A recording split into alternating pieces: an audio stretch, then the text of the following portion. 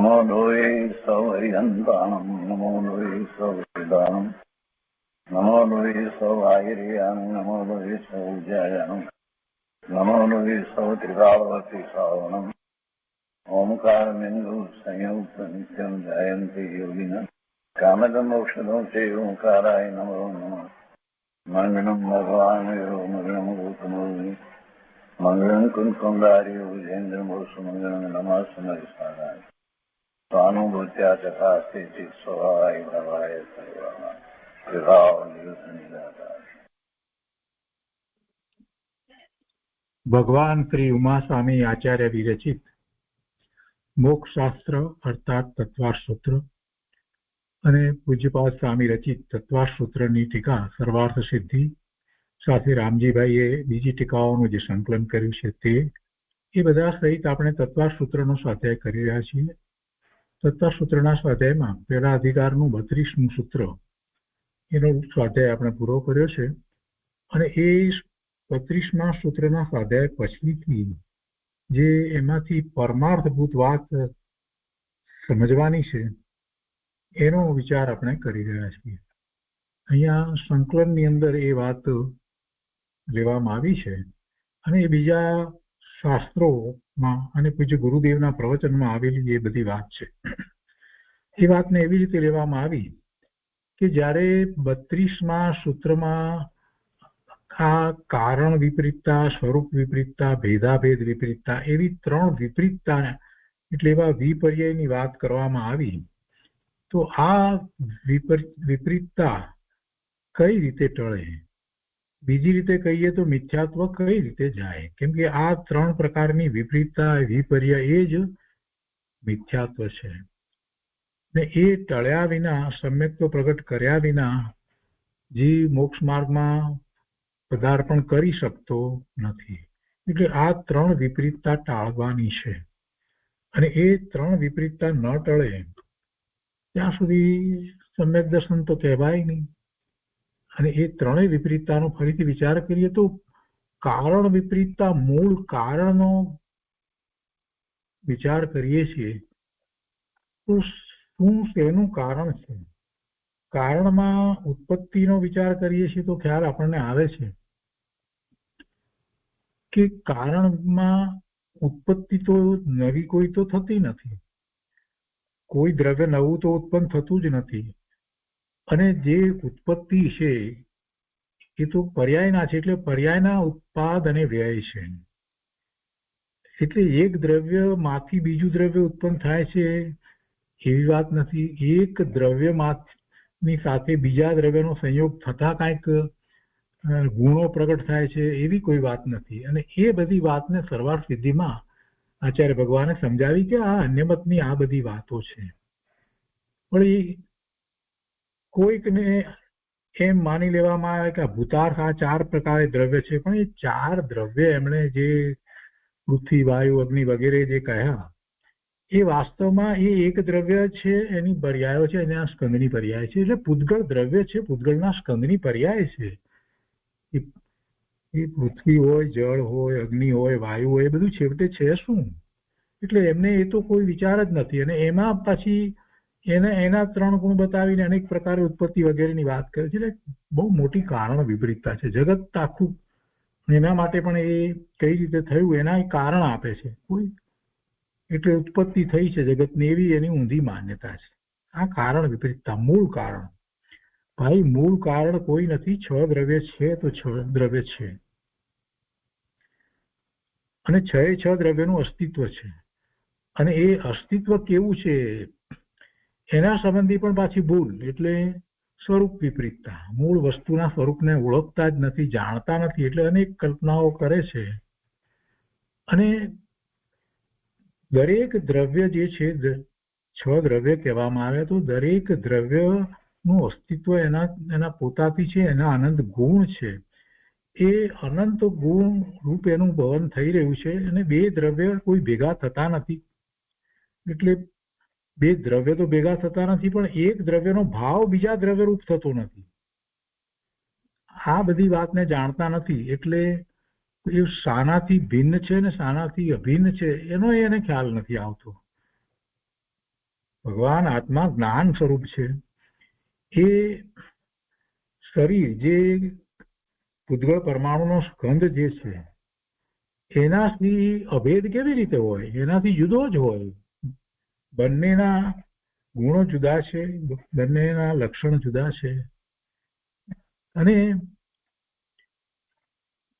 પોતાનું દ્રવ્ય જે છે એ દ્રવ્ય પોતે પોતાના ગુણોથી સહિત હોય એટલે એની સાથે એને ભેદ હોય જ નહીં, એ અભેદ જ હોય.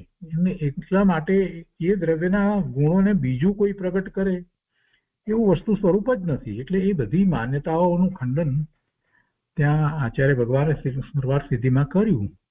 એકી સાથે બહુ ટૂંકાણની અંદર વાત લઈ લીધી કે આ બધી એમને વિપરીતતા છે બધી.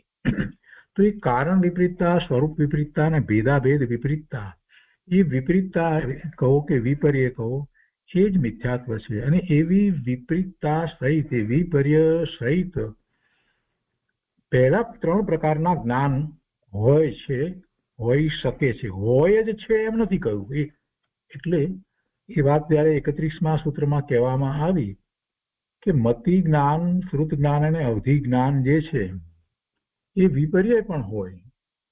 અને પછી કેમ હોય એ તો એની વાત 32મા સૂત્રમાં સમજાવવામાં આવી કે આ રીતે કારણ વિપરીતતા, સ્વરૂપ વિપરીતતા અને ભેદાભેદ વિપરીતતા સહિત હોય. એટલે એ 3 કુમતિ, કુશ્રુત અને કુઅવધિ એમ હોઈ શકે. એ વાતને પછી 32માં વધારે સમજાવીને સિદ્ધ કરી. પણ એમાંથી પ્રયોજનભૂત વાત આપણે અત્યારે એ સમજી રહ્યા છીએ કે આવી વિપરીતતા તો સમજાય, પણ હવે વિપરીતતા સહિત જ જીવન પૂરું કરવાનું છે કે વિપરીતતાને ટાળવાની છે? કેમ કે અનંત કાળથી જીવને આ વિપરીતતા તો ચોટેલી જ છે. આ વિપરીતતા, આ વિપરીત માન્યતાઓ અનંત કાળથી એ મિથ્યાત્વ છે. અને એ મિથ્યાત્વને કારણે જીવ શુભાશુભ ભાવે થઈ અને ભવના ભ્રમણ કરે છે. સંસાર પર્યાય એને અંત આવતો જ નથી. દુઃખી દુઃખી દુઃખી જ રહ્યો છે, અનંત કાળથી દુઃખી રહ્યો છે. 4 ગતિમાં ભટકે છે તો મિથ્યાત્વને કારણે. તો એ મિથ્યાત્વ જાય એનો ઉપાય કરવાનો છે. અહીંયા આ તત્વાર્થ સૂત્રની અંદર આ પહેલા અધિકારની અંદર સમ્યક્ત્વની વાત કરવામાં આવી છે. સમ્યક દર્શનનો અધિકાર છે એમ કહીએ તો પણ કહી શકાય. અને એમાં આપણે આ વધારામાં વચ્ચે વાત એટલી આચાર્ય ભગવાને સમજાવી દીધી કે ભાઈ તું એમ ન માનતો કે અમે જયારે આ 5 પ્રકાર જ્ઞાનના કયા છે અને પ્રમાણની વાત કરી છે તો એમ ન માની લેતો કે મતિ જ્ઞાન, શ્રુત જ્ઞાન અને અવધિ જ્ઞાન, કદાચ તને મતિ શ્રુત તો છે પણ કદાચ અવધિ હોય તો પણ એમ ન માની લેતો કે સમ્યક જ છે. એમાં અસમ્યક પણ હોય છે. એ 3માં પેલામાં નથી હોતું, મનોપરિમાણે કેવળમાં નથી હોતું. એટલે એ વાત કરી અને આપણને બતાવ્યું કે ભાઈ તું ક્યાં ઉભો છે, તને આ વિપરીતતા છે એ વાત બતાવી દીધી. અને વિપરીતતા છે તો તારે એવા મિથ્યાત્વનો નાશ કરવો જ રહ્યો, એ મિથ્યા માન્યતાને છોડવી જ રહી, એ વિપર્યનો અભાવ કરવો જ રહ્યો. તો એ 3 વિપરીતતા ટાળવાના ઉપાય તરીકે આપણે અહીંયા જે લેવામાં આવ્યું છે, રામજીભાઈએ જે સંકલનમાં લીધું છે એ વાતને આપણે વાંચી રહ્યા છીએ. એનો થોડોક ભાગ કર્યો છે. આજે શેષ ભાગ લેતા પહેલેથી ફરીથી વાંચનમાં લઈએ છીએ. તો અહીંયા સંકલનની અંદર પાના નંબર 80 ઉપર કહે છે કે 3 વિપરીતતા ટાળવાનો ઉપાય. સાચા ધર્મની તો એવી પરિપાટી છે કે પહેલા જીવ સમ્યક્ત્વ પ્રગટ કરે, પછી વ્રત રૂપ શુભ ભાવ હોય, હવે સમ્યક તો સ્વ અને પરનું શ્રદ્ધાન થતા થાય છે. તત્વાર્થ શ્રદ્ધાનમ સમ્યક દર્શનમ આચાર્ય ભગવાને કહ્યું છે ને, તત્વોની જેમ છે તેમ યથાર્થ શ્રદ્ધા થવી. અને એવું શ્રદ્ધાન, તત્વનું શ્રદ્ધાન 6 દ્રવ્યના સ્વરૂપને સમજીને દેવગુરુ શાસ્ત્ર ની સાચી શ્રદ્ધા કરીને એ કરવાનું હોય છે. એટલે દ્રવ્યાનુયોગના અભ્યાસ દ્વારા, અધ્યાત્મ શાસ્ત્રના અભ્યાસ દ્વારા આત્માના સ્વરૂપને એને પહેલા જાણવું પડે. કેમ કે સૌથી પહેલું તત્વ, મૂળ તત્વ આત્મા છે. તો એનો અભ્યાસ કરવાથી થાય છે. ગઈકાલે એ વાત આપણે લીધી છે, વધારે વિસ્તાર નથી લેતા. માટે પહેલા જીવે દ્રવ્યાનુયોગ અનુસાર શ્રદ્ધા કરી સમ્યક દ્રષ્ટિ થવું. દ્રવ્યાનુયોગ અનુસાર શ્રદ્ધા કરવી, પણ એમાં તો મોટા ભાગના જીવોને એમ જ છે કે એ તો આપણાથી થાય નહીં, આપણે તો આ વ્રત વગેરે કરીએ અને એ જ ધર્મ છે. અને ઉપદેશકો પણ અત્યારે વર્તમાનમાં તો એમ જ કહે છે, કદાચ કંઈક વાત કરે છે તો સામાન્ય ધર્મના પુસ્તક વાંચવાની વાત કરે છે, પણ કોઈ દ્રવ્યાનુયોગની વાત લઈને જાય તો કે ના, એ તમારે માટે નથી. તમે દીક્ષા લીધા પહેલા એવા સમયસાર વગેરેનો અભ્યાસ કરી શકો નહીં, આવી પણ વાત કરવામાં આવે છે. બધા જ ફિરકાની અંદર આ જાતની વાત ચાલે છે, કોઈ એકમાં છે એમ નથી.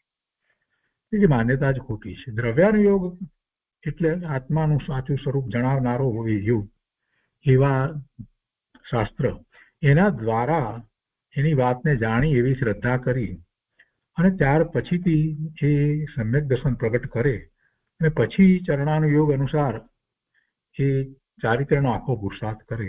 એ આખો ક્રમ છે. ઠીક છે, કોઈએ દીક્ષા લઈ લીધી સમ્યક્ત પહેલા, પણ અંતરમાં એને ભાવ છે કે મારે સમ્યક્ત તો પ્રગટ કરવું જ છે, તો વાંધો નથી આવતો. પણ જો એને બદલે એ દીક્ષા લઈ લીધી ને એમાં જ એમ માને કે આપણે બધું કરી લીધું છે, તો ઠીક નથી.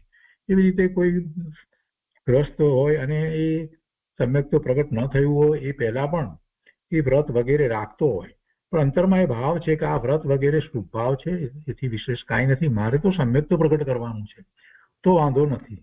પરંતુ સમ્યક્ત પ્રગટ કરવાની વાત અંતરમાં છે જ નહીં. એવા તો કેટલાય લોકો છે, અને ધર્મનું સ્વરૂપ આ પૂજા વ્રત વગેરે દ્વારા જ સમજે છે, અને એથી વધારે આગળ વધે તો કાંઈક દીક્ષા લઈ લે છે તો એ દ્વારા ધર્મ થઈ જાય છે એમ જે માને છે, એમને તો શુભભાવને કારણે પુણ્યના બંધ થાય અને મિથ્યાત્વ સહિત દેવની ગતિ થાય, એથી વિશેષ કાંઈ થતું નથી. એટલે ત્યાંથી તો પાછું પડવાનું જ થાય. એટલા માટે અહીંયા ક્રમ જે બતાવ્યો છે તે આ રીતે છે. ક્રમનો અર્થ એવો નથી કે જ્યાં સુધી સમ્યક્ત ન થાય ત્યાં સુધી વ્રતરૂપ શુભભાવ પણ હોય નહીં, એવો અર્થ થતો નથી. બાહ્યમાં વ્રત વગેરે હોય, બાહ્ય તપ વગેરે પણ હોય, અને અનેક પ્રકારે બીજા શુભભાવ વગેરે પૂજા ભક્તિ વિનય આ બધું પણ સાથે હોય, એની ના નથી પાડી, પણ એ ધર્મ નથી. એટલી વાત સમજાવી છે. એટલે અંતરમાં હંમેશા પહેલું એ જ હોવું જોઈએ કે સમ્યક્ત પ્રગટ કરવું છે. આ વિપરીતતા જે છે એ બધી વિપરીતતા મારે ટાળવી છે. કોઈ વિપરીત માન્યતા મને હોય જ નહીં. એટલે આ વાત અહીંયા કરી છે.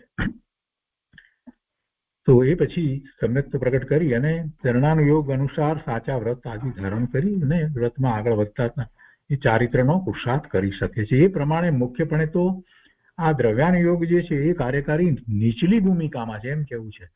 કેમ કે પછીથી તો એને સમ્યક્ત પ્રગટ થયા પછીથી તો ચારે અનુયોગમાંથી એ છેવટે કરવાનો શું છે? એ પોતે ચારિત્રનો વિશેષ પુરુષાર્થ જ કરવાનો છે. ચારિત્રની વાતને જ ગ્રહણ કરશે. પ્રથમાનુયોગમાંથી પણ એ જ વાતને ગ્રહણ કરવાનો છે. દ્રવ્યાનુયોગમાંથી પણ એ વારંવાર એવો સ્વરૂપનું લક્ષ્ય કરી અને એ જ આગળ વધી રહ્યો છે. એટલે ખરેખર તો વિચાર કરવા જઈએ તો ચરણાનુયોગ એ સમ્યક્ત થયા પછીથી વિશેષ કાર્યકારી છે. એવી જ રીતે સમ્યક્ત થયા પહેલા દ્રવ્યાનુયોગ વિશેષ કાર્યકારી છે. અભ્યાસની અપેક્ષાએ દ્રવ્યાનુયોગ નીચલી ભૂમિકા, એટલે સમ્યક્ત નથી પ્રગટ કર્યું ત્યાં સુધી એને વિશેષ કાર્યકારી છે. અને એટલે જ પૂજ્ય ગુરુદેવે 45 વર્ષ સુધી દ્રવ્યાનુયોગના ઘણા શાસ્ત્રોનો અભ્યાસ કરાવ્યો, તેના ઉપર પ્રવચન આપ્યા અને સમજણ પાડી. એટલે કહે છે કે યથાર્થ અભ્યાસને પરિણામે વિપરીતતા ટળતા પછી સમ્યક્ત થાય છે. અને શું થાય છે એનું વર્ણન કરતા એમણે વાત લીધી છે. એમાં પહેલી વાત એ લીધી કે જ્યારે આવો દ્રવ્યાનુયોગનો અભ્યાસ કરી અને એની માન્યતા, એની શ્રદ્ધા જ્યારે સમ્યક થાય, એટલે કે યથાર્થપણે એ માને છે, તો કેવી રીતે હોય છે એ વાત લીધી છે. કદાચ સમ્યક તો અનુભૂતિ ન થઈ હોય તો પણ એની આવી શ્રદ્ધા હોવી જોઈએ એમ કહેવાનો આશય છે. એક દ્રવ્ય તેના ગુણ કે પર્યાય બીજા દ્રવ્ય તેના ગુણ કે પર્યાયમાં કાંઈ પણ કરી શકતા નથી. દ્રવ્યની સ્વતંત્રતા, કોઈ દ્રવ્ય બીજા દ્રવ્યની અંદર કાંઈ કરી શકતું નથી. આ દ્રવ્યના ગુણ કે પર્યાય બીજા દ્રવ્યના ગુણ કે પર્યાયમાં કાંઈ ફેરફાર કરી શકતા નથી. દરેક દ્રવ્ય પોતપોતાના કારણે પોતાનો પર્યાય ધારણ કરે છે. એટલે બીજું દ્રવ્ય એને જરૂરી નથી પોતાના પરિણામ કરવા માટે થઈને. મારા પરિણામ માટે મારે બીજા દ્રવ્યની જરૂરિયાત હોતી નથી. અને હજી એ માન્યતા બરાબર બેસતી નથી. કોઈકનો એવો ઉપકાર થાય, કોઈકના એવા આશીર્વાદ મળે, કોઈકની કૃપા થાય તો જ સમ્યક્ત થાય, આવી માન્યતા હજી વર્તમાનમાં ઘણા લોકોને છે. કૃપાળુદેવના વચનામૃતમાંથી પણ એવી વાત કેટલાક લોકો કાઢે છે, સમજતા નથી એટલે એવી રીતે વાત કાઢે છે કે એ તો કૃપા વિના કાંઈ થાય નહીં. કૃપાળુદેવમાં એવી વાત નથી. કૃપાળુદેવે વસ્તુ સ્વરૂપને જે રીતે સમજાવ્યું છે એ શાસ્ત્રનો જેને અભ્યાસ છે એને જ સમજમાં આવે છે. કેમ કે પોતાના પરિણામ બીજાની કૃપાથી કે બીજાના આશીર્વાદથી કે કોઈ વાસ્કેપ માથા ઉપર નાખી દે તો થાય એવું વસ્તુનું સ્વરૂપ જ નથી. એટલે દરેક દ્રવ્ય પોતાના પરિણામ પોતે જ કરે છે. અને વિકારી અવસ્થા થાય છે ત્યારે પરદ્રવ્ય હોય છે એ નિમિત્ત રૂપ છે. એ પણ પરદ્રવ્ય ખરેખર એને વિકાર કરાવતું નથી. હાજર હોય તો પણ એ કંઈ કરાવતું નથી.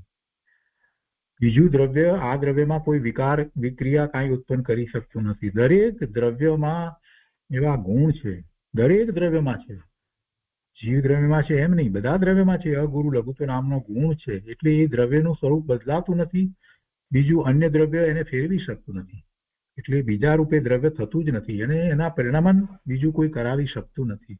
એટલે દ્રવ્યમાં ગુણ અપેક્ષાએ કે પર્યાય અપેક્ષાએ કોઈ ફેરફાર બીજું કોઈ કરી શકતું નથી, કરાવી શકતું નથી. જીવ દ્રવ્ય એને પોતાના પરિણામ, શુદ્ધ પરિણામ પ્રગટ કરવા હોય, નિર્મળ પરિણામ પ્રગટ કરવા હોય, રત્નત્રયના પરિણામ પ્રગટ કરવા હોય તો એને બીજા ઉપર આધાર રાખવાની જરૂર નથી. કેમ કે બીજા દ્વારા એ થવાનું જ નથી. સાક્ષાત તીર્થંકર પરમાત્મા દ્વારા પણ એ થઈ શકે નહીં. ભગવાનના સમોસરણમાં બેસીને પણ એને માટેનો પુરુષાર્થ તો એને પોતે જ કરવો પડે. એને માર્ગદર્શન મળે, એ નિશ્રામાંથી એને પૂરેપૂરું માર્ગદર્શન પ્રાપ્ત થાય, પરંતુ છેવટે પુરુષાર્થ એને જ કરવો પડે. એના પરિણામ સાક્ષાત તીર્થંકર ભગવાન પણ કરાવી શકતા નથી. પ્રભુની તો કરુણા છે કે બધા જીવો સિદ્ધત્વને પામે અને એટલા માટે તો એવી દિવ્ય ધ્વનિ છૂટે છે. પણ છતાંય પ્રભુ કંઈ આપણા પરિણામ, સમ્યક્તોના પરિણામ કરાવી દેતા નથી. એ તો પુરુષાર્થ પોતે જ કરવાનો છે. આ દ્રવ્યની સ્વતંત્રતાને સમજી અને આગળ વધવાનું છે. એ છે કે એક ગુણ બીજા રૂપ થતો નથી અને એક પર્યાય બીજા રૂપ થતો નથી. એક દ્રવ્યના ગુણ કે પર્યાય તે દ્રવ્યથી છૂટા પડી શકતા નથી. એ વાત પણ એટલી જ મહત્વની છે કે દ્રવ્યમાંથી કોઈ ગુણ છૂટો પડી શકતો નથી અને પર્યાયનો આખો પ્રવાહ દ્રવ્યની અંદર છે. એ પર્યાયનો આખો પ્રવાહ છે, એમાં કોઈ આગળ પાછળ કાંઈ પર્યાય થાય એવું વસ્તુ સ્વરૂપ નથી. અને એ વાત પૂજ્ય ગુરુદેવે ક્રમબદ્ધ પર્યાય તરીકે કરી. એ વાત શાસ્ત્રમાં હતી, સમયસારમાં પણ હતી. તો એ વાત પૂજ્ય ગુરુદેવે એ રીતે કરી કે પર્યાય પણ આગી પાછી થઈ શકતી નથી. ક્રમબદ્ધ પર્યાય. હવે તે પ્રમાણે પોતાના ક્ષેત્રથી છૂટા પડે નહીં અને પરદ્રવ્યમાં જાય નહીં તો પછી એ ગુણો કે પર્યાયો એ પોતાના ક્ષેત્ર કે દ્રવ્યથી જુદા થાય નહીં, છૂટા પડે નહીં, બીજા દ્રવ્યમાં જાય નહીં તો બીજા દ્રવ્યમાં શું કરે? કાંઈ જ કરી શકે નહીં. એટલે કર્તા ભાવ જે છે, પરદ્રવ્યનું કાંઈ કરવું, એ વસ્તુનું સ્વરૂપ જ નથી. હું ક્યાંય બીજે પહોંચી અને બીજા અન્ય પરદ્રવ્યના કાર્ય કરી શકતો જ નથી. પણ આ વાત જીવને બેસતી નથી. એમાં જેને શાસ્ત્રનો અભ્યાસ છે એને પણ આ વાત બેસવી બહુ અઘરી પડે છે. અને એમ છે કે આપણે આ તો કરીએ છીએ, રોજ આટલા બધા કામો તો કરીએ છીએ. આ બહેનો રસોઈ બનાવે છે, આ બધું ઘરનું કામ બધું સંભાળે છે, બધા કામો કરે છે ને તમે એમ કહો છો કરી ન શકી? કેવી વાત કરો છો? એટલે એ વાત બેસતી નથી. કદાચ શાસ્ત્ર અભ્યાસ વખતે એમાં એ હા પાડી દે, પણ અંદરમાં એ સમજે છે કે તો બધું શાસ્ત્રમાં આવે, બાકી કામ તો ઘરનું કરવું જ પડે ને. કોણ આવીને કરી દેવાનું છે? કોઈ કરી દેવાનું છે? આ માન્યતા અંદરમાં પડેલી છે. એટલે એ કર્તા ભાવ છે. એ કર્તા ભાવ છે. એ કર્તા ભાવને છોડવાથી કંઈ કામો અટકી જવાના છે એમ પણ નથી. કામ તો જે થવાના છે તે જ થશે. હું કરી શકું છું એવા ભાવ સહિત કરે અથવા હું નથી કરી શકતો એવા ભાવ સહિત કરે તો પણ કાર્ય તો જે જગતમાં જે થવાના છે તે જ થશે. ઘરમાં, કુટુંબમાં, બધી જગ્યાએ જે કાર્યો જે સમયે જેવા થવાના છે તેવા તે સમયે થઈને જ રહેશે. એમાં કર્તાપણું કરીએ કે ન કરીએ, કાર્ય તો એમ જ થવાનું છે. કર્તાપણું કરવું, અભિમાન કરવું અને બહારમાં રોકાઈ રહેવું, પર સાથેનું એકત્વ ન છોડવું, એ બધું જીવને આ અમૂલ્ય ભાવ ખોઈ બેસવાનું કારણ થાય છે. આવા અમૂલ્ય ભાવની અંદર સમજપૂર્વક એને આગળ વધવાનું હતું, એને બદલે એમાં જ રોકાઈ રહે છે. એ વાસ્તવમાં એ કોઈનું કાંઈ કરી શકતો નથી. એ મહત્વની વાત આમાં કહેવામાં આવી આજે ફરીથી, એટલે આપણે વાત લીધી છે. એક દ્રવ્ય ગુણ કે પર્યાય બીજા દ્રવ્યના પર્યાયમાં કારણ થાય નહીં, તેમ તે બીજાનું કાર્ય થાય નહીં. બીજો મારું કાર્ય કરે, મારું આ કામ થવું એટલે કોઈની મહેરબાનીથી થયું છે, કૃપાથી થયું છે, એવું વસ્તુનું સ્વરૂપ જ નથી. મારા પરિણામ જે થવા યોગ્ય છે એવા જ થવાના છે.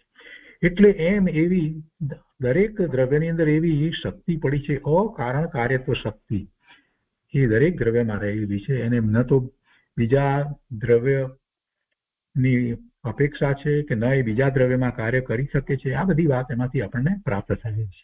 એટલે આ વાતને સમજીએ એટલે આપણને કોઈ પણ પર્યાય જે બદલાય છે એનું કારણ શું છે એ સ્પષ્ટ થઈ જાય છે. અને એ સ્પષ્ટ થઈ જાય છે એટલે આપણે ખોટી વિપરીત માન્યતા કરતા નથી. એમ કારણ વિપરીતતા ટળે છે. બીજી વાત લીધી, દરેક દ્રવ્ય સ્વતંત્ર છે. અસ્થિ પૂર્વક વિચાર કરીએ તો એનું હોવાપણું છે. દરેક દ્રવ્ય 6 દ્રવ્યમાંથી 2 દ્રવ્ય ભેગા થઈને 7નું દ્રવ્ય પ્રકટ થાય, ઉત્પન્ન થાય એવું વસ્તુનું સ્વરૂપ નથી. કે 5 દ્રવ્ય થઈ જાય એમ પણ થતું નથી. 6 એ 6 જ રહે છે અને 6 એ 6 દ્રવ્ય જે રીતે છે તે રીતે જ રહે છે. કોઈ રૂપ બીજા રૂપ થતું નથી. એનું અસ્તિત્વ ટકી રહ્યું છે એ એનાથી ટકી રહ્યું છે. એ કોઈ પરને કારણે એનું અસ્તિત્વ ટકી રહ્યું છે એમ નથી. પૂતગળ દ્રવ્યને કારણે મારું આ અસ્તિત્વ ટકી રહ્યું છે. ધર્માસ્તિક દ્રવ્ય છે એને કારણે મારું આ અસ્તિત્વ આવું ટકી રહ્યું છે. એને કારણે મારું આ હલનચલન વગેરે થાય છે. ક્રિયાવતી શક્તિ તો છે પણ ધર્માસ્તિકાએ ન હોત તો હું ક્યાંથી આગળ ચાલવાનો હતો એવી કોઈ વાત નથી. એ બધાને નિમિત્ત કહેવામાં આવે છે. એ બધા નિમિત્ત કારણ છે. વસ્તુનો વિચાર કરે તો એને ખ્યાલ આવે કે પોતાનું અસ્તિત્વ અને પોતાનું પરિણમન સ્વતંત્ર છે. આ બે વસ્તુને ખૂબ વિચારવાની જરૂર છે. દ્રવ્યની સ્વતંત્રતા અસ્તિત્વ રૂપે અને દ્રવ્યની સ્વતંત્રતા એના પરિણમન રૂપે એ જેને બેસી ગઈ છે તેને કોઈ ચિંતા કરવાની જરૂર નથી.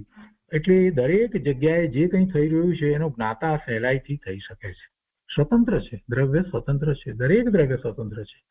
જીવ દ્રવ્ય એના ગુણ, એના વિશિષ્ટ ગુણ ચેતના ગુણ સહિત છે અને એ દરેક દ્રવ્ય એવી રીતે પોતાના વિશિષ્ટ ગુણ સહિત જ છે. પૂતગળ દ્રવ્યમાં સ્પર્શ, રસ, ગંધ, વર્ણ વગેરે છે. જીવ પોતે હું પરનું કરી શકું, પર મારું કરી શકે અને શુભ વિકલ્પથી લાભ થાય એવી ઊંધી પકડ કરે ત્યાં સુધી તેનો અજ્ઞાન રૂપ પર્યાય થાય છે. એ બધું મિથ્યાત્વ સહિતનો માન્યતા, એવી મિથ્યા માન્યતા સહિત એનું જ્ઞાન છે એટલે એને અજ્ઞાન કહેવામાં આવે છે. અજ્ઞાનનો અર્થ એ થાય છે જ્ઞાન નહીં એમ નહીં. અજ્ઞાન એટલે મિથ્યાત્વ સહિત જ્ઞાન, એને અજ્ઞાન કહેવાય છે. જીવ યથાર્થ સમજે એટલે કે સત સમજે, સાચું સમજે, જેમ છે તેમ વસ્તુ સ્વરૂપને સમજે એટલે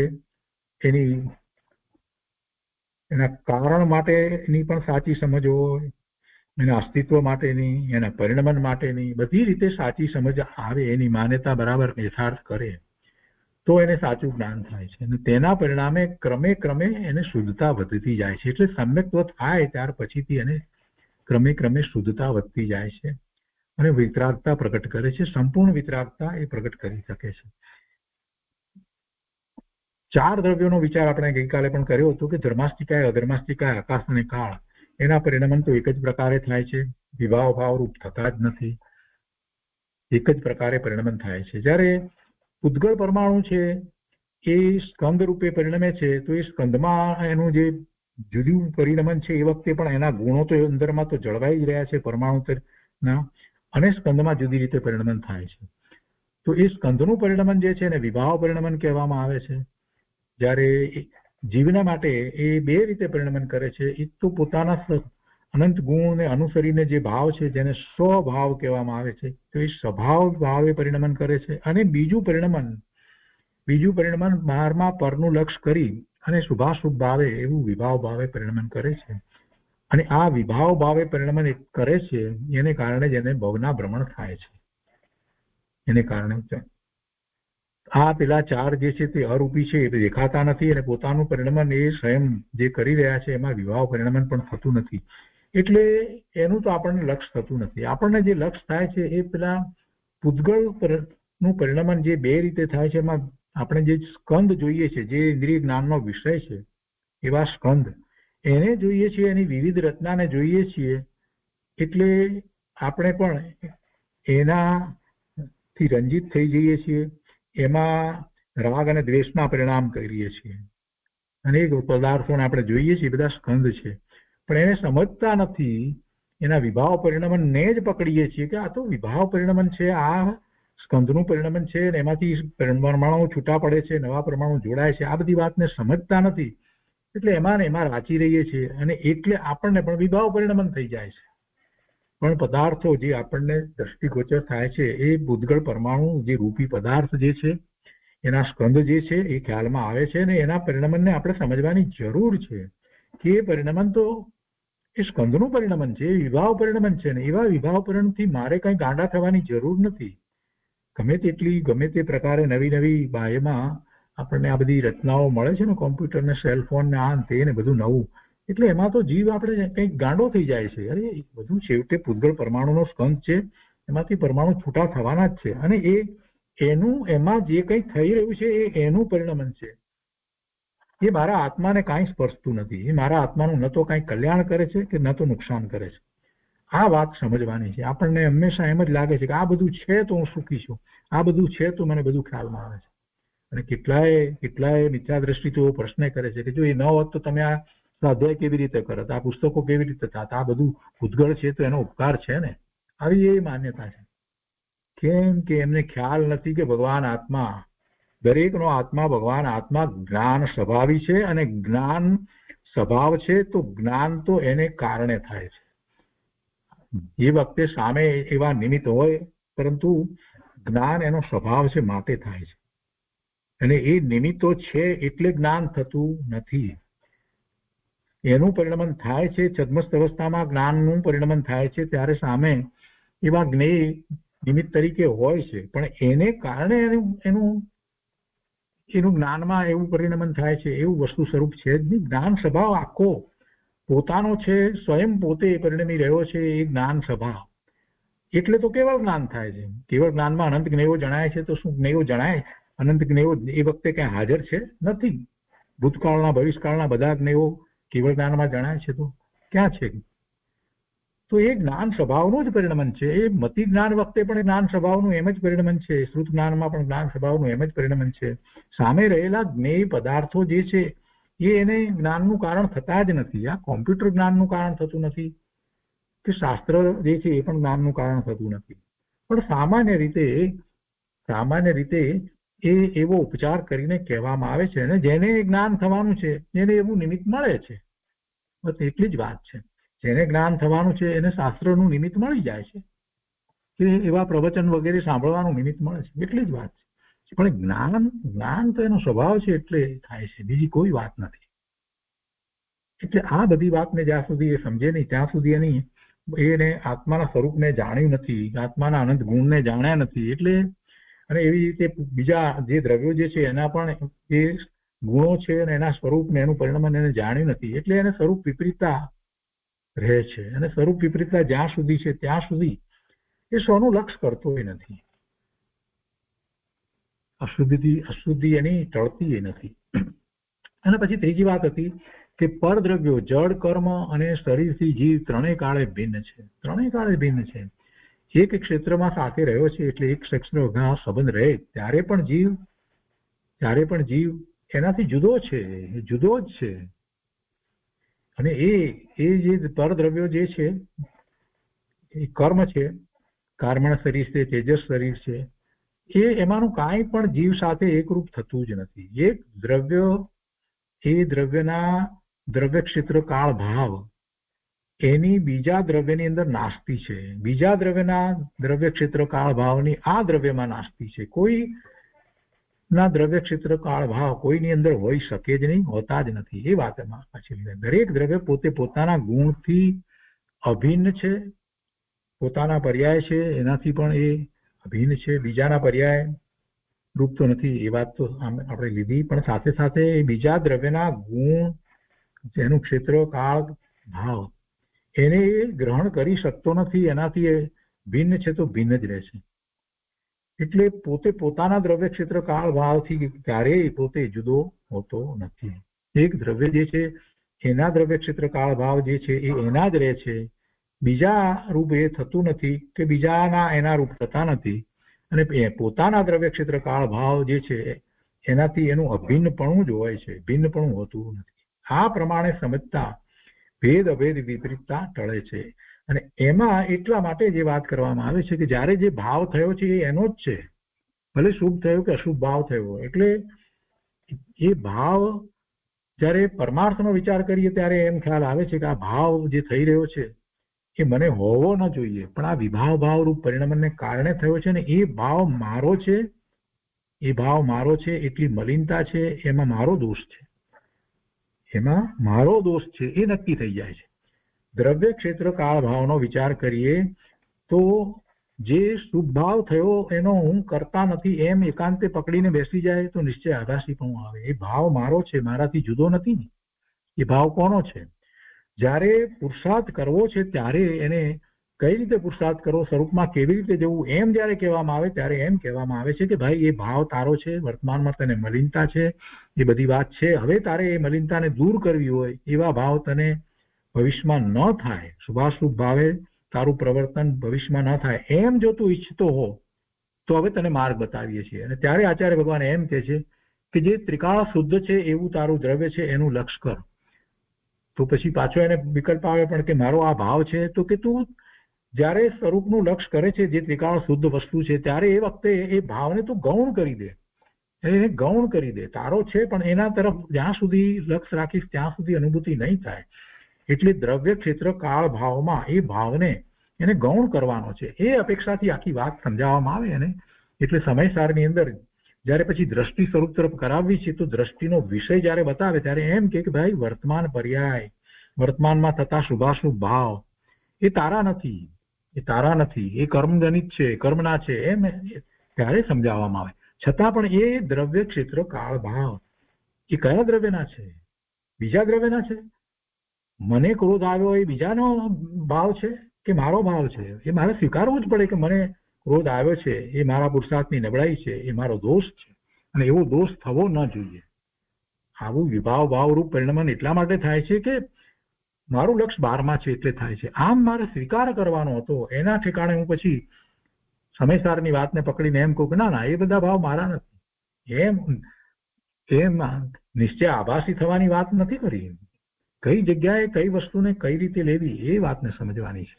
એટલે દ્રવ્ય ક્ષેત્ર કાળ ભાવ દરેક દ્રવ્યના પોતાના હોય એ વાતને પણ સાથે ને સાથે રાખવાની છે.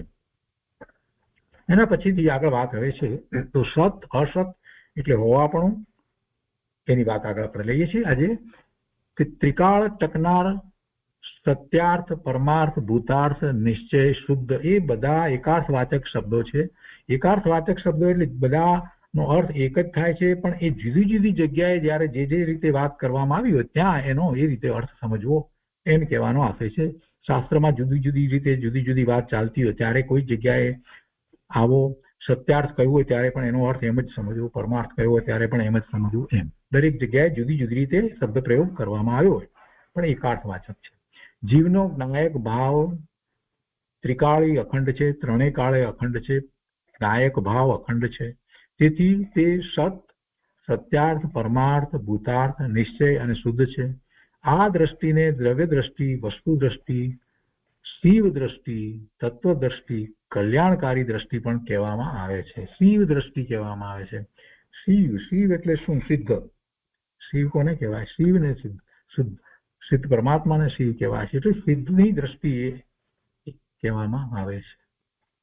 દ્રવ્ય દ્રષ્ટિ કહેવામાં આવે છે કેમ કે દ્રવ્ય સિદ્ધ સમાન શુદ્ધ છે. વસ્તુ દ્રષ્ટિ કહેવામાં આવે છે. વસ્તુ એટલે પોતાનું શુદ્ધ સ્વરૂપ, દ્રવ્ય વસ્તુ. તત્વ દ્રષ્ટિ કહેવામાં આવે છે કેમ કે એ પોતાનું તત્વ છે, જીવ તત્વ છે, શુદ્ધ જીવ તત્વ, જેની અંદર બીજા તત્વો નથી એવું એ શુદ્ધ તત્વ છે. નવ તત્વમાં દરેક તત્વ જુદું છે, કોઈ તત્વ સાથે ભળી જતું નથી. જો એમ કરવામાં આવશે તો નવ નહીં રહે. કલ્યાણકારી દ્રષ્ટિ પણ કહેવામાં આવે છે કેમ કે જીવનું કલ્યાણ શું શેમાં છે? પોતે જે છે તે પ્રગટ કરવામાં કલ્યાણ છે, એટલે એમ પણ કહેવામાં આવે છે. એ પછી અસતની વાત લીધી છે. અસત એટલે ક્ષણિક, અભૂતાર્થ, ભૂતાર્થ નથી તે એટલે જે પહેરેથી નથી તેને પણ, જે ક્ષણિક છે એને પણ અસત કહેવામાં આવે. અસત એટલે ન હોવા પણ, અપરમાર્થ, સત એટલે હોવાપણું જે છે, ત્રિકાળ હોવાપણું, અને અસત એટલે જે ક્ષણિક છે, ત્રિકાળ હોવાપણું નથી. એટલે એ ભૂતાર્થ નથી, અભૂતાર્થ છે. અને એટલે એને વ્યવહાર પણ કહેવામાં આવે, એને ભેદ પણ હોય, પર્યાય, ભંગ, અવિદ્યમાન, એ બધા અર્થમાં એ શાસ્ત્રની અંદર એનો પ્રયોગ થાય છે. તો જીવમાં થતો વિકાર ભાવ એ ક્ષણિક છે, અસત છે, એ ક્ષણિક છે, અને એ ટળી શકે છે. કોઈ પણ પ્રકારના વિકારી ભાવ જીવને જે થાય એ ટળી શકે છે. એટલે થઈ ગયો એ તો થઈ ગયો એ ભાવ, એટલે નવો હવે ન થાય એમ એમને ટળવાનું કહેવામાં આવે છે. આપણે જે ટાળવાની વાત કરી રહ્યા છીએ, ટાળવું એટલે શું?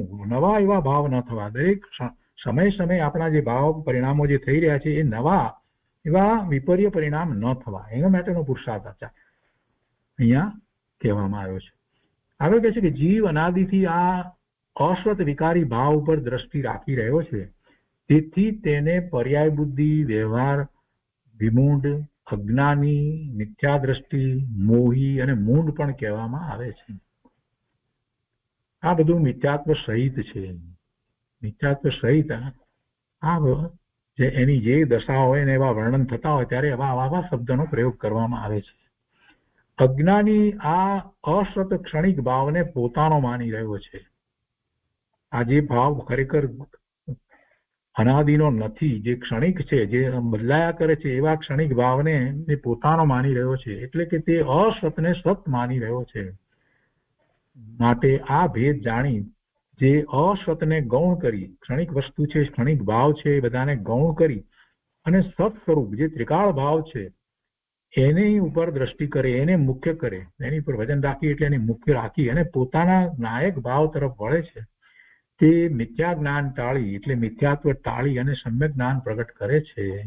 મિથ્યાત્વ ટળે છે એટલે જ્ઞાન જે થાય છે એ પણ સમ્યક થાય છે, અને એનું ઉન્નતપણું પણ ટળે છે.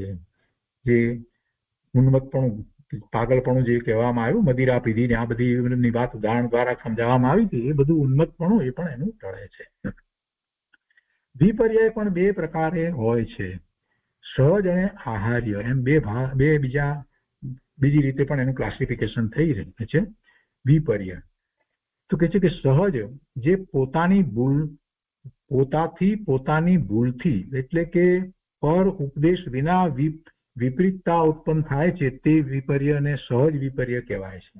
હવે આ સહજ વિપર્યની વાત જે કહેવામાં આવી છે, તો એની સાથે એક વાતને આપણે જોડી શકીએ કે અનાદિનું મિથ્યાત્વ જે એને ચાલ્યું આવે છે ને એની વાત છે. કોઈને કારણે નથી, અનાદિથી એને ચાલ્યું જ આવે છે. એ અનાદિનું એનું મિથ્યાત્વ એ જે ચાલ્યું આવે છે એ એને કારણે છે.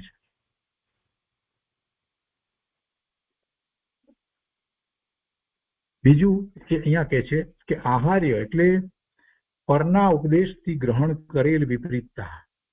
પરના ઉપદેશથી ગ્રહણ કરેલ વિપરીતતા, એમાં પર કાંઈ કરાવે છે એવું નથી, પણ એવો વ્યવહાર કરવામાં આવે, ઉપચાર કરવામાં આવે. એટલે કે પરના ઉપદેશથી ગ્રહણ કરેલ વિપરીતતા, આ શ્રોતેન્દ્રિય દ્વારા થતા કુમતિ જ્ઞાન પૂર્વક ગ્રહણ કરેલ કુશ્રુત જ્ઞાન છે, એ આહાર્ય કહેવામાં આવે છે. તો આ જે છે નવું મિથ્યાત્વ ગ્રહણ કરે છે. એટલે આપણે એમ કહી શકીએ કે જે સહજ કહ્યું છે એ મિથ્યાત્વ, અને એ પહેલું જે કહ્યું સહજ એ અગૃહિત મિથ્યાત્વ છે, નવું ગ્રહણ નથી કર્યું, પહેલેથી એ ચાલ્યું આવે છે, એ અગૃહિત મિથ્યાત્વ છે, એમ એને આપણે કહી શકીએ. અને આહાર્ય એટલે જે નવું ગ્રહણ કરવામાં આવે છે તે ગ્રહેલ મિથ્યાત્વ, એ ગૃહિત મિથ્યાત્વ છે. અગૃહિત મિથ્યાત્વ તો અનાદિનું આપણને ચાલ્યું આવે છે, એને દૂર કરવાનો ઉપાય કરવા જતા આપણે કેટલીક વખત એવા અજ્ઞાની શ્રોતાની વાતને કે એવા કુશાસ્ત્રનો ને કે એ બધી વાતને આપણે પકડી લઈએ છીએ, તો આપણને બીજું નવું ગૃહિત મિથ્યાત્વ અંદર ઉમેરાઈ જાય છે. અને મોટા ભાગે આ ગૃહિત મિથ્યાત્વમાં સાચા દેવ ગુરુ શાસ્ત્રની વિરાધના થઈ જાય છે. સાચા દેવ ગુરુ શાસ્ત્રની એમાં વિરાધના થઈ જાય છે ગૃહિત મિથ્યાત્વમાં. અન્ય મતની અંદર કેટલી બધી વાતો જે છે એ કેટલાક લોકો પકડી લે છે જૈન મતને છોડીને, તો એ ગૃહિત મિથ્યાત્વ છે, અને એમાં જીનવાણીની વિરાધના થાય છે. જીનવાણીની વિરાધના થાય છે તો જીનેશ્વર ભગવાનની પણ વિરાધના થાય છે. અને પછી ઘણો સમય સુધી આવતા કેટલાય ભાવ સુધી એને જીનવાણી પ્રાપ્ત થતી નથી. બહુ ધ્યાન રાખવા જેવું છે. ગૃહિત મિથ્યાત્વ તો ક્યારેય ક્યારેય કરવું ન જોઈએ, ગ્રહણ કરવું ન જોઈએ. અને કૃપાળુદેવે આ સંબંધી બહુ વાત કરી છે. આપણે પણ એના સ્વાધ્યાય કર્યા છે. ગૃહિત મિથ્યાત્વનું કારણ શું છે? ગૃહિત મિથ્યાત્વ આ સાચા દેવ ગુરુ શાસ્ત્ર જે છે એનો વિરોધ કોઈ રીતે કરવો, એટલે કે અન્ય મતમાં જવું, અન્ય કુદેવ કુગુરુ કુશાસ્ત્રને માનવા, એમ કરવાથી એ ગૃહિત મિથ્યાત્વ થાય છે. અને એનું ફળ બહુ લાંબો સમય સુધી ચાલે છે. મિથ્યાત્વ જતું નથી. એને સાચા દેવગુરુ શાસ્ત્રના નિમિત્તો પ્રાપ્ત થતા નથી. એટલે જે પરના ઉપદેશથી ગ્રહેલ કરીને અહીંયા વાત કરી છે આહાર્ય, એને આપણે એમ કહી શકીએ કે ગૃહિત મિથ્યાત્વની વાત છે. અને સહજ જે કહ્યું છે તો અનાદિનું ચાલ્યું આવતું અગૃહિત મિથ્યાત્વ છે, એની એમાં વાત આવી જાય છે. હવે આગળ અહીંયા કહીએ કે છે કે દયા ધર્મના જાણવા વાળા જીવોને, દયા ધર્મના જાણવા વાળા જીવો, અન્ય મતમાં પણ એવા દયા ધર્મની વાત આવે છે ને, એટલે કે છે કે દયા ધર્મના જાણવા વાળા જીવોને ભલે આત્માની ઓળખાણ ન હોય તો પણ દયા ધર્મની શ્રદ્ધા હોય છે, તો પછી તેના જ્ઞાનને અજ્ઞાન મિથ્યા જ્ઞાન કેમ મનાય? અને જૈનમાં પણ હોય અને સમ્યક તો નથી, તો એના જ્ઞાનને કેમ તમે મિથ્યા જ્ઞાન કહો છો? એ વાંધો મોટા ભાગના લોકોને પડે. શાસ્ત્ર અભ્યાસ ન હોય એને પડે. જેને શાસ્ત્ર અભ્યાસ છે એને વાંધો નથી પડતો. એ તો સ્વીકારે છે કે ભાઈ જ્યાં સુધી મને સમ્યક તો નથી ત્યાં સુધી મારું ભલે જ્ઞાન બધું જે કંઈ હોય એને શાસ્ત્રનું છે તો પણ એ માહિતી જ્ઞાન છે, પણ મારું જ્ઞાન સમ્યક જ્ઞાન ન કહેવાય, એવો એને સ્વીકાર જ હોય. પણ બીજાને નથી હોતું, જેને સાચી માન્યતા નથી થઈ ને એને નથી હોતું. એટલે આવા પ્રશ્ન થાય. સમાધાન અહીંયા આપ્યું છે કે દયા ધર્મ જે છે તો જીવનો એવો ભાવ છે, શુભ ભાવ છે. તો દયા ધર્મના જ્ઞાતાઓમાં પણ આપ્ત, એના જ્ઞાતાઓમાં પણ આપ્ત એટલે ભગવાન હરિહંસ પરમાત્મા, તીર્થંકર ભગવાન, આપ્ત, આગમ અને પદાર્થ નવ તત્વ, એની યથાર્થ શ્રદ્ધાથી રહિત જે જીવો છે તેમને દયા ધર્મ આદિમાં યથાર્થ શ્રદ્ધા હોવાનો વિરોધ છે. એટલે જેમને આપ્ત, આગમ અને પદાર્થ એટલે નવ તત્વની સાચી શ્રદ્ધા નથી. આપ્ત તીર્થંકર પરમાત્મા, કેવલી પરમાત્મા અને એમની વાણી બધું એમાં આવી જાય, અને એમાંથી જ આગમની રચના થઈ છે એ, અને એમાં જે વાત આવી છે તે પ્રમાણે જગતનું સ્વરૂપ આ 9 તત્વ અથવા તો 7 તત્વ, 9 પદાર્થ અને 6 દ્રવ્ય, એની જે પ્રમાણે શ્રદ્ધા હોવી જોઈએ એવી શ્રદ્ધાથી જે રહિત છે અને માત્ર બાહ્યમાં શુભ ભાવ દયા ધર્મના ભાવ જે છે, તો એથી એમના જે દયા ધર્મ જે છે એમાં શ્રદ્ધા નથી. એટલે એ દયા ધર્મ જે છે એ પણ સાચો દયા ધર્મ નથી. તેથી તેમનું જે જ્ઞાન જે છે એ અજ્ઞાન છે અને એ સાચું માને છે. વાસ્તવમાં એનાથી તો પુણ્યના બંધ પડે પણ ભવના ભ્રમણ અટકતાય નથી. એવા શ્રદ્ધાંથી રહિત જે જીવો છે તેમને દયા ધર્મ આદિમાં યથાર્થ શ્રદ્ધા હોવાનો વિરોધ છે. એમની સાચી શ્રદ્ધા હોઈ શકે નહીં, એમને સમ્યક તો હોય નહીં, ને સાચી શ્રદ્ધા નથી, માટે એ જ્ઞાનને અજ્ઞાન કહેવામાં આવ્યું છે. જ્ઞાનનું કાર્ય જે હોવું જોઈએ તે ન હોય ત્યાં જ્ઞાનને અજ્ઞાન ગણવાનું લોકમાં પણ પ્રસિદ્ધ છે. લોકમાં પણ એ રીતે કહેવાય છે ને, જેમ કે પુત્રનું કાર્ય નહીં કરનાર એવા પુત્રને પણ લોકોમાં કુપુત્ર કહેવાનો વ્યવહાર જોવામાં આવે છે. તો જ્ઞાનનું કાર્ય જે છે એ પોતે પોતાના સ્વભાવ ભાવે પરિણમવાનું એવું કાર્ય ન કરે એવા મતિશ્રુત જ્ઞાનને શું કહેવાય? કુમતિ અને કુશ્રુત કહેવાય. આ ઉદાહરણ દ્વારા વાતને સમજાવી છે. અને એ જ રીતે અવધિ માટે પણ એમ કહેવાય, જ્ઞાનનું કાર્ય શું છે? પોતાના સ્વભાવ ભાવે થવાનું કાર્ય છે, તો એ ન કરે અને બીજું કરે તો શું કહેવાય? તો પછી અહીંયા પ્રશ્ન કર્યો, આ વાત કરી એટલે કે જ્ઞાનનું કાર્ય શું? જ્ઞાનનું કાર્ય શું?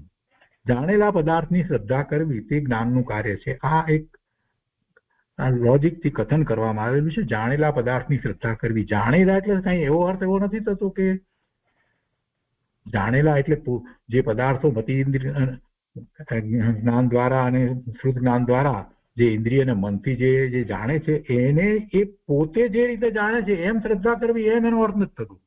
એ જણાયા પણ એની શ્રદ્ધા તો જેમ છે તેમ થવી જોઈએ. એને જાણ્યા એ જુએ છે કે આ માટલું છે તો એ શ્રદ્ધા જે છે એ વાત એમ નથી, પણ એ માટલું છે એ પૂતગળ પરમાણુનો સ્કંદ છે અને એનો પરમાણુ જે છે એના વિશેની એની યથાર્થ શ્રદ્ધા હોવી જોઈએ. એટલે દરેક જાણેલા પદાર્થની શ્રદ્ધા એટલે પોતે જે રીતે શ્રદ્ધા કરે એમ નથી. જાણે તો છે એટલે બધાને એમ થાય કે અમે જાણેલા પદાર્થની શ્રદ્ધા તો કરીએ છીએ, તો એ જ્ઞાનનું કાર્ય થયું ને. તો ના, એમ નહીં. સાચી શ્રદ્ધાની વાત છે. જાણેલા પદાર્થની શ્રદ્ધા કરવી તે જ્ઞાનનું કાર્ય છે ને એ પ્રકારનું જ્ઞાનનું કાર્ય મિથ્યા દ્રષ્ટિ જીવમાં થતું નથી. તેથી તેના જ્ઞાનને અજ્ઞાન કહ્યું છે. ધવલા પુસ્તક 5 માંથી આ વાત લીધી છે. પણ જાણવું શું અને જાણવું કઈ રીતે થાય? ભલે મતિશ્રુત દ્વારા થાય તો પણ જાણવું યથાર્થ થવું જોઈએ. જાણવું યથાર્થ થાય ત્યારે જ્ઞાનનું પરિણમન એ યથાર્થ પરિણમન થયું કહેવાય. અને એવું પરિણમન સ્વનું લક્ષ કરે અને સ્વને જાણે ત્યારે થાય છે. પર પદાર્થોને એ જાણે છે, એનું જ્ઞાન એને થાય છે, તો એનું પર રૂપે એને જ્ઞાન થવું જોઈએ. પરને પર રૂપે જાણતો નથી ત્યાં સુધી એને અજ્ઞાન છે, મિથ્યા શ્રદ્ધા છે. જેમ છે તેમ જાણવું જોઈએ. છ દ્રવ્યને એ જાણે, પણ જેમ છે તેમ જાણે, એમ શ્રદ્ધા હોવી જોઈએ. હાલો, અહીંયા કહે છે કે વિપર્યયમાં સંશય અને અનધ્યવસાય સમાઈ જાય છે. વિપર્યયમાં સંશય અને અનધ્યવસાય સમાઈ જાય છે એમ સૂત્ર 31ની ટીકામાં કહ્યું છે. તો તે સંબંધે હવે થોડું જણાવવામાં આવે છે અને કહે છે અહીંયા કે પહેલી વાત કે કેટલાકને ધર્મ કે અધર્મ એ કાંઈ હશે કે નહીં તેવો સંશય હોય છે. કોને ખબર આવો ધર્મ હશે કે આવો ધર્મ હશે? કોને ખબર કે આ ધર્મ છે તો એને લીધે થઈને બીજી ગતિ થશે, સારી ગતિ?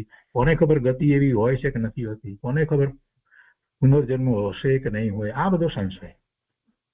એ રીતે કેટલાકને સર્વજ્ઞના અસ્તિત્વ અને નાસ્તિત્વનો સંશય કે કોને ખબર એવા સર્વજ્ઞ હોય કે ન હોય?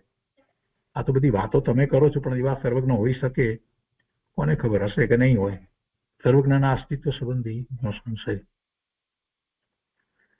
કેટલાકને પરલોકના અસ્તિત્વ નાસ્તિત્વનો સંશય. તમે કહો છો બરાબર, નરક ગતિ ને દેવ ગતિ ને આ બધી ગતિની વાત કરો, પણ કોને ખબર એવી ગતિ થતી હશે કે નહીં થશે? કોને દેવલોક જોયું હશે? કોને નરક જોયું છે? અને તિર્યંતની વાત તમે જે કરો છો તો એ ત્યાં જન્મ્યા છે, તો ત્યાંથી ત્યાં જન્મે. માણસ શું કરો? માણસ મરીને તિર્યંત થાય. આવી દલીલે કેટલાય લોકો કરતા હોય છે. માણસ મરીને કદાચ માણસ થાય, બહુ બધું તમે કહો છો પુનર્જન્મ માનીએ તો માણસ મરીને કઈ કીડી થોડો થાય. એટલે અનેક પ્રકારે એવી માન્યતાઓ હોય. કોને ખબર કે આવી રીતે ગતિના ભ્રમણ થતા હશે કે નહીં થતા હોય? ત્યાં જ એ પૂરું થઈ જાય, અહીંયાથી મરી જાય એટલે વાત પૂરી થઈ ગઈ. પછી શું હોય? પુનર્જન્મને જ માનતા ન હોય એટલે પરલોકની પછી વાત જ ક્યાં રહી? ચોથું, કેટલાકને અનઅધ્યવસાય અનિર્ણય હોય છે. તેઓ કહે છે કે હેતુવાદ રૂપ તર્કશાસ્ત્ર છે, તેથી તેનાથી કાંઈ નિર્ણય થઈ શકતો નથી. હેતુવાદ રૂપ તર્કશાસ્ત્ર છે એટલે તમારો જે હેતુ છે એને તમે દલીલ દ્વારા, તર્ક દ્વારા સિદ્ધ કરો છો, એટલે ખરેખર એનાથી નિર્ણય થઈ શકતો નથી. અને આગમો છે તે ભિન્ન ભિન્ન રીતે વસ્તુના સ્વરૂપને કહે છે. અરે ભાઈ, ભિન્ન ભિન્ન રીતે કહે જ ને, કેમ કે આગમની અંદર કોઈ એક અપેક્ષાને મુખ્ય કરી અને વિસ્તાર કરવામાં આવ્યો છે. એ તું જ્યાં સુધી ન સમજે તો તને એમાં એમ લાગે જ, પણ છતાંય ત્યાં વિરોધાભાસ નથી હોતો. એ અપેક્ષાપૂર્વક સમજવું જોઈએ. કઈ અપેક્ષાએ કયું કથન કરવામાં આવ્યું છે. આમ નામ વાંચે એટલે એને એમ લાગે કે આગમમાં પણ ભિન્ન ભિન્ન રીતે વસ્તુ કહેવામાં આવી છે. કોઈ કાંઈ કહે છે અને કોઈ કાંઈ કહે છે, તેથી તેને પરસ્પર વાત મળતી, એમની વાતો ને મેળ ખાતો નથી. આવી કેટલાકની માન્યતા. ઉપર છેલ્લા અભ્યાસ હોય, વસ્તુ સ્વરૂપને સમજે નહીં, એટલે પછી આવી વાત જ થાય ને. પાંચમી વાત છે, કેટલાકને એવો અનઅધ્યવસાય અનિર્ણય હોય છે કે કોઈ જ્ઞાતા, સર્વજ્ઞ અથવા કોઈ મુનિ કે જ્ઞાની પ્રત્યક્ષ દેખાતા નથી, કે જેમના વચન અમે પ્રમાણ કરી શકીએ એવા કોઈ અમને દેખાતા નથી. વળી ધર્મનું સ્વરૂપ ઘણું સૂક્ષ્મ છે, તેથી કેમ નિર્ણય થાય? માટે મોટા જે માર્ગે જાય તે માર્ગે આપણે જવું. બધા જે કરતા હોય એ માર્ગે કરવું. બહુમતી અથવા તો જે મોટા જે કહેવાતા હોય આમ સમાજમાં જ, તો એના એ માર્ગે જાય એ પ્રમાણે આપણે કરવું. પોતે નિર્ણય નથી કરવો. પોતે નિર્ણય નથી કરતા. મોટા ભાગના લોકો નિર્ણય નથી કરતા. શાસ્ત્રનો અભ્યાસ નથી કરતા. કેટલા લોકોને ત્યાં આપણે જોઈએ, જૈન કહીએ, પણ જૈનોમાં આપણે આખી જૈનની વસ્તીનો વિચાર કરીએ તો કેટલા લોકોને ત્યાં શાસ્ત્ર છે અને કેટલા લોકો શાસ્ત્રનો અભ્યાસ કરે છે. એવું જો સર્વે કરવામાં આવે તો આપણને ખ્યાલ આવે કે એમાંથી શાસ્ત્ર, જેને કહીએ સાદી સામાન્ય ધર્મની ચોપડીની વાત નથી, શાસ્ત્ર તો 80% લોકોને ત્યાં શાસ્ત્ર છે જ નહીં. અને અભ્યાસ એ તો પછી ક્યાંથી કરે? આવું વસ્તુનું સ્વરૂપ છે.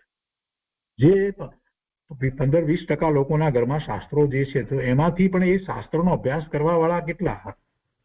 માંડ એમાંથી પણ એ 5% લોકો હશે કે જે શાસ્ત્રનો અભ્યાસ કરતા હશે. બહુ આખી જૈનની વસ્તીનો વિચાર કરીએ તો, અને એમાં સાચા શાસ્ત્રનો અભ્યાસ કરવા વાળા બહુ જ થોડા. સામાન્ય ધાર્મિક ચોપડીઓનો અભ્યાસ કરવા વાળા કેટલાક મળે. આગળ અહીંયા કહે છે કે કોઈ વિતરાગ ધર્મનો લૌકિક વાદો અને સમન્વય કરે છે. કોઈ વિતરાગ ધર્મનો લૌકિક વાદો સાથે સમન્વય કરે છે. શુભ ભાવોના વર્ણનનું સમાનપણું કેટલાક અંશે દેખી જગતમાં ચાલતી બધી ધાર્મિક માન્યતાઓ એક છે એમ માને છે. આ મોટો વિપર્ય છે. બધા ધર્મ સરખા, બધા ધર્મ સમાન, બધા એ લોકો પણ જુઓ ને આ બધું કરે છે ને, દયા ધર્મ બધું કરે છે ને, બધા દાન આપે છે ને, મંદિરો એ લોકોના પણ એ લોકો મંદિરો બનાવે છે ને બધું કરે છે ને, ગૌશાળામાં એ લોકો પણ દાન આપે છે, આપણે પણ આપીએ છીએ, તો બધા ધર્મ સમાન છે એમ. એટલે લૌકિક યુગમાં જે કંઈ ચાલી રહ્યું છે એ બધાની સાથે સમન્વય કરે છે. એટલે કોઈ સાચો નિર્ણય નથી. સાતમું છે કે કોઈ મંદ કસાયથી ધર્મ શુદ્ધતા થાય તેમ માને છે. મંદ કસાયથી નેજરા થાય, શુદ્ધિની વૃદ્ધિ થાય એમ માને છે. એટલે શુભભાવથી, એ પણ વિપર્ય છે. શુભભાવથી બંધ થાય, શુભભાવથી નેજરા ન થાય. આ તો વાતને ખાસ સમજવાની છે. બધા 4 ફિરકાની અંદર આ વાત ચાલી રહી છે. મંદ કસાયથી શુદ્ધતા થાય, બાહ્ય તપથી શુદ્ધતા થાય. એ વાત બરાબર નથી. એ વાત બરાબર નથી. એનાથી ધર્મ નથી થતો, એનાથી પુણ્ય બંધ થાય છે. જ્યાં સુધી પુણ્ય બંધને ધર્મ માનશે ત્યાં સુધી એ સાચા ધર્મમાં જવાનો પ્રયત્ન કરવાનો જ નથી. એટલે આ વાત પણ બહુ જ મહત્વની છે. આત્મનું છે આ જગત કોઈ એક ઈશ્વરે પેદા કર્યું છે અને તેનો નિયામક છે એમ ઈશ્વરનું સ્વરૂપ સમજે છે. એ વિપર્ય છે. એ અન્ય મતની એવી માન્યતા છે કે ઈશ્વરની ઈચ્છા વિના પાંદડું પણ હલે નહીં. એ માન્યતા એમની છે ને એમાંથી એ વાતને ગ્રહણ કરીને કેટલાય લોકો જૈનમાં પણ એવી ઈશ્વરને પ્રાર્થના કરે છે કે પ્રભુ તમારી ઈચ્છા વિના તો કાંઈ થવાનું નથી. ઈશ્વરની ઈચ્છા વિના કાંઈ થાય નહીં. અને હજી કેટલાયને એમ જ છે કે આ બધું કોણ કરે? આપણે પુણ્ય કરીએ, પાપ કરીએ તો એ બધાના જે ફળ આપે એ બધું નિયમન ભગવાન કરે. એમ ભગવાન નવરા બેઠા હશે આ બધું આપણું કામ કરવા માટે કે આપણે જેવા ભાવ કર્યા એ પ્રમાણે આપણા કર્મ બંધાય ને આપણને પછી એના ફળ આપવા અને એ બધું ભગવાનનું કાર્ય હશે? કાંઈ વિચાર નથી. કોણ કરે? પ્રશ્ન પૂછો તમે કેટલાય લોકોને, જૈનોને, કે ભાઈ તમે તમે જે શુભભાવ કર્યો તો એનું ફળ પુણ્ય બંધ થઈ અને તમને દેવલોક થાય તો એ બધું તમને કોણ દેવલોકમાં લઈ જાય? કેવી રીતે તમે જાઓ? એનું કોઈ કામ તો કરવું પડે ને, પહોંચાડવા તો પડે ને. તમે પૈસા બેંકમાં જમા કરો છો તો એની ક્રેડિટ આપે છે તો ત્યાં કોઈક લોકો બેઠા છે અંદર અને તમે ઉપાડો છો તેમાંથી બાદ કરે છે. તો આવું કોઈ કામ તો કરનારો હોવો જોઈએ ને. તો મોટા ભાગના લોકો એમ કહેશે કે હા હોવો જોઈએ. કોણ કરે? તો કે ભગવાન કરે. આવી માન્યતા જૈનોમાં ઘણાને પડી છે. કોણ કરે? કોઈ કોઈનું કાંઈ કરી શકતું જ નથી. કોણ કરે? દરેક દ્રવ્યનું પોતાનું કાર્ય એના કારણે થાય છે અને પરભવમાં થાય છે એ પણ એના પોતાના કારણે થાય છે. એને માટે કોઈ બીજું નિયમન કરનાર નથી, કોઈ નિયામક નથી હોતો. એ વાતને બેસાડવાની જરૂર છે. તો આ બધી વાતને સમજવાની જરૂર છે. એ જ્યાં સુધી ન સમજાય ત્યાં સુધી એને વિપરીત માન્યતા રહેવાની જ છે. એ વિપરીત માન્યતાને એને સમજપૂર્વક દૂર કરવી જરૂરી છે. એટલે એવી રીતે અહીંયા કહે છે કે એમ સંશય, વિપર્ય અને અનઅધ્યવસાય અનેક પ્રકારે મિથ્યા જ્ઞાનમાં હોય છે. માટે સત અને અસતનો યથાર્થ સમજી સ્વચ્છંદે કરવામાં આવતી કલ્પનાઓ અને ઉન્મત્તપણું ટાળવાનું આ સૂત્ર કહે છે. મિથ્યાત્વને ઉન્મત્તપણું પણ કહ્યું છે, કારણ કે મિથ્યાત્વથી અનંત પાપ બંધાય છે અને તેનો જગતને ખ્યાલ નથી.